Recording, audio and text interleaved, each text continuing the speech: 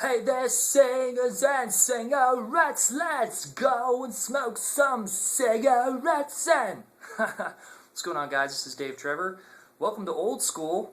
My new camera's not working, so we're going to get this out to you guys anyways. Happy Saturday. This is Singing Tips 33. We're going to talk about sing your style. I got a couple requests for this anyways. I was already planning on doing it regardless. This is Sing Your Style Punk. So, what is punk music? Well, punk music is defined basically, it was between 1974 and 1976 as like this real gritty, real raw, and it was on Wikipedia, this real gritty, I said gritty twice, this real gritty and raw, kind of like imperfect sound. Between 1974 and 1976, there was three bands, that were known for making this happen. One was the Ramones, and they were in New York City. The other two were the Clash and the Sex Pistols, and they were in London. And the theme behind the music was like this real big anti-establishment, like screw the government, calling it staying going on. And I'm not sure why I'm doing that voice, but whatever. But it was really big on, because it came from London, it was really big on like going against a monarch, which is like king and queen. So they were like, damn the bloody queen, and all this sort of stuff. And because of it, it was really popular because it was really outside the box, and it was really stripped down, and like I said, raw and gritty and that sort of thing. Now it's interesting because as I was going through this, and if you'll notice in the Sing Your Style series, if you guys check the Boxy Box, you know what I'm talking about.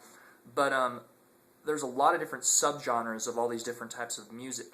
And what I found was that with punk, there was tons. There was lots of them. But I'm going to share the big main genres that are involved with this particular style. Okay, guys? Awesome. So the different types of punk are anarcho-punk, you've got ska punk, you've got pop punk, you've got garage punk, you've got hardcore punk, you've got oi, and you've got skate punk. And later in the lesson I'm going to talk about, for further study, go ahead and check these guys out. Different bands that fit those different kind of categories. Okay, guys? Awesome. Now, how did it impact culture and history? Well, like I said before, it was a dirty and imperfect sound. Because of it, there was this real anti-establishment sort of thing, and what it did was it forced the society around the music to really start to take effect and take notice and be like, yeah, we don't need government, and yeah, we don't need this, and it was really a big deal, especially in London particularly, and it made some headway and some waves over here in America. There's a really great movie that you guys, if you're interested in learning more about like punk and like the culture of it, again, it's fictional and it's not really real, but it's a great movie. It's called SLC Punk. If you guys are under 17, make sure you get parents' permission first, because it's kind of graphic and it's definitely not a kid's movie. But it's a great movie because it gives a good fictional, broad view of what the punk lifestyle kind of was like. So check that out if you guys get a chance. It's a really good movie. I thought it was really good. Now, before I say this, I have a disclaimer to say. The next thing I'm going to talk about, I don't agree with it at all. In fact, I agree with it completely, or disagree with it completely. But because of punk music, neo-Nazism was prevalent in some areas. Neo-Nazism is the idea of genocide against people that aren't blue eyes and blonde hair. I don't agree with this. I'm just saying this is part of the history. So, don't come after me. This is part of punk history. If you don't believe me, you can look for yourselves. It's right there on Wikipedia. But because of it, there was this big sound and this big push towards the working class. And the working class is actually a fascist idea. So it's very easy to understand why the neo-Nazism movement would be very interesting, because their idea is the very fascist idea, which is that everyone equal pay for equal rights for equal share. And there's nothing wrong with that, but the problem is that when you do that, it creates a system where nobody can go up and nobody can go down. You're all at the same playing field. And it sounds good on paper, but it's insane. So, but because of it, it really impacted the way music sounded, and oi was one of the particular styles where there were some bands that really capitalized on that sort of idea. Again, I don't really like that music, but it's also very interesting because it just goes to show that the stuff that you think might not impact music does. A great example of that is like the Beatles. If you look at the Beatles were a really, really great band because even if you don't necessarily like the Beatles, I guarantee that any music that you've ever listened to or that you're listening to right now was impacted by somebody who was impacted by somebody who was impacted by somebody who was influenced by somebody else, and that person was influenced by the Beatles. I mean, it's like there's a game called The 6 Degrees of Kevin Bacon. I bet you could do the same thing with Beatles. You know, this band was influenced by this band, who was influenced by this band, who was influenced by this band, who was influenced by the Beatles. So there you have it. It's a real good thing to kind of bring up, and I just want to kind of share that with you guys, okay? Now, interestingly enough, in the late 90s, punk music actually became really, really popular. And in the early 2000s, sadly, punk became emo, or emotional rock. And now, if you like emotional rock, or emo for that matter, that's fine, that's your cup of tea. But it's funny because, this is my opinion, but emo is short for emotional rock. And if you look at it, all music is emotional. If it creates an impact with you emotionally, and you go, oh man, I love that song, or oh man, that just gets under my skin, or it just makes me want to get up and fight.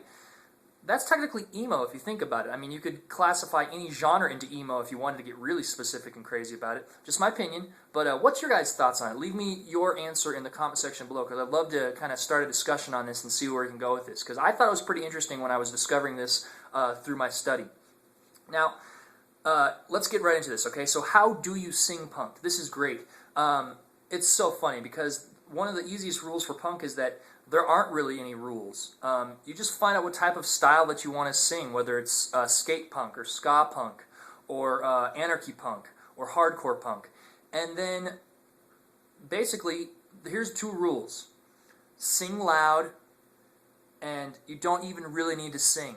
You just have to have a message. You have to convey what you want across. Now, some of the newer punk, like Paramore and a lot of present-day Green Day stuff, you have to have a certain sound, and there has to be a certain style to it, so you have to know a lot about singing. And Paramore is a great example of punk that really has a lot of good vocals. Another band that came to mind that I was thinking of was My Chemical Romance. Their earlier stuff, they were really just kind of all over the map, and then when they did,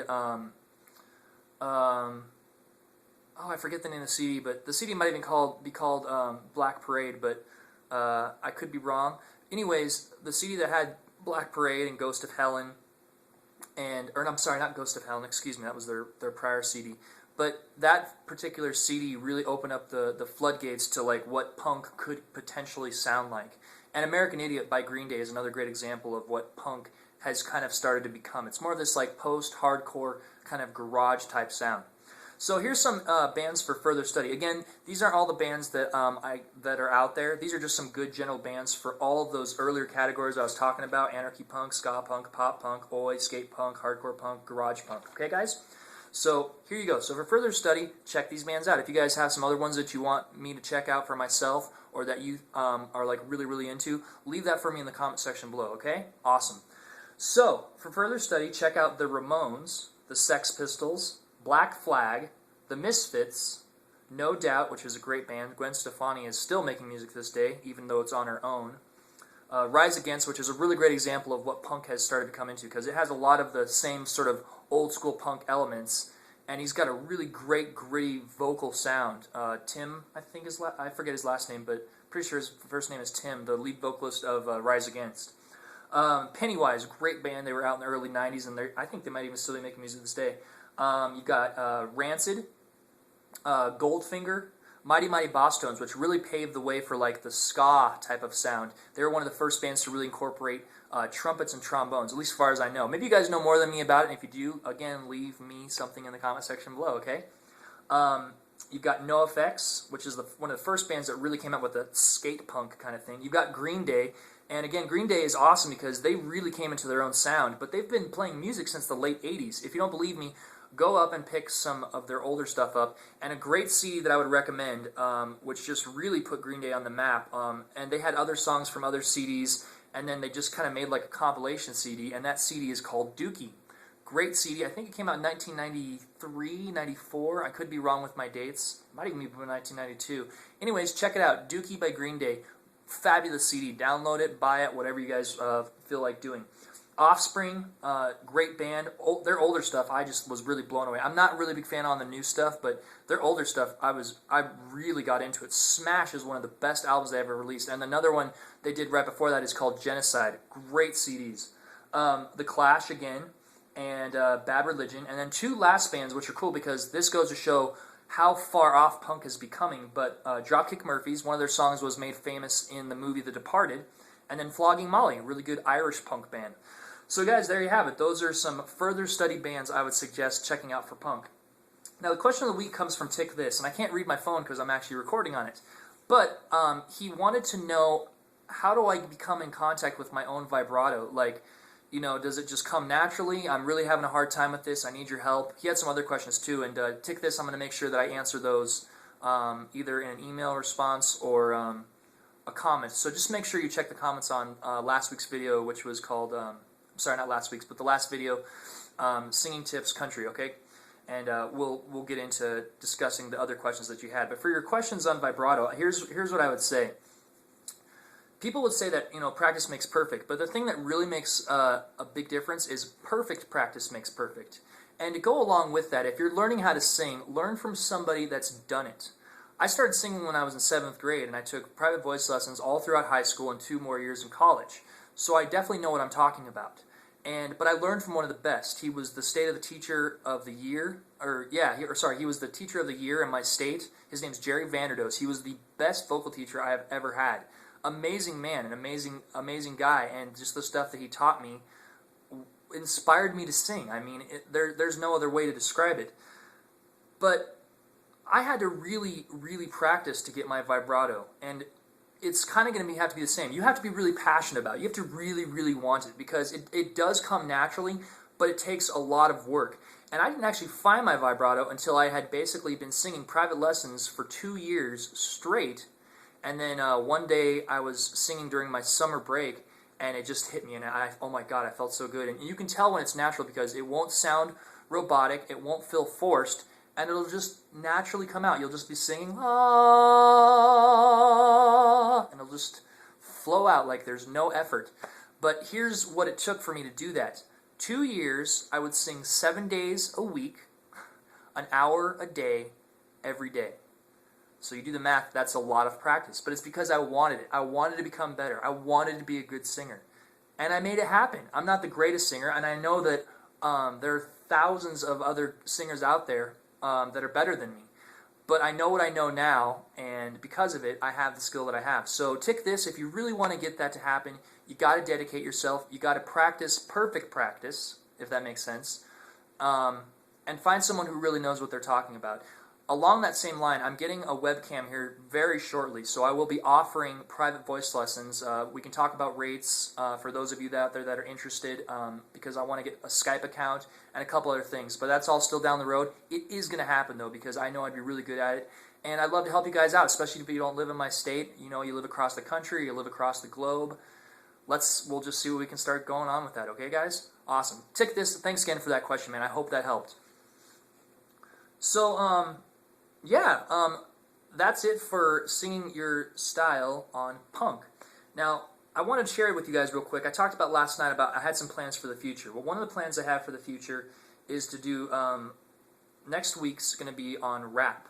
And we're going to talk about rap music.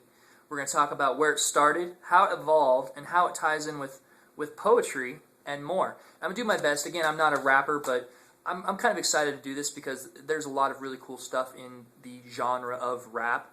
And if it wasn't for rap, R&B wouldn't have come out. Gangster rap wouldn't have even been around. So it's going to be interesting to see what kind of stuff I can find out from that and deliver to you guys, you know, because I want to give you guys great content, week after week after week. After that, though, we're going back to pure singing tips. You guys need to let me know what kind of singing tips you want to do. I might do more genres. I'm kind of thinking probably not. I need to, if you do have a genre you want me to do, I need a flood of, like, you know, do this style, you know, and also do this style, and also do this style, and also do this style. But I'm going to go back to the basics and expand on the basics, because the stuff that I've learned within the last couple months is awesome, and it's going to help so much for you guys that really want to sing, and I'm totally excited. So we're going to get back into that. So yeah, that's it for this week, guys. Once again, my name is Dave Trevor. If you guys want, you can find me on Facebook right here. You can find and follow me on Twitter right here. And if you guys haven't already, subscribe. You got the big yellow button up top, big yellow button at the bottom, and I will talk to you guys later. Good to be back. Miss you guys. Take care.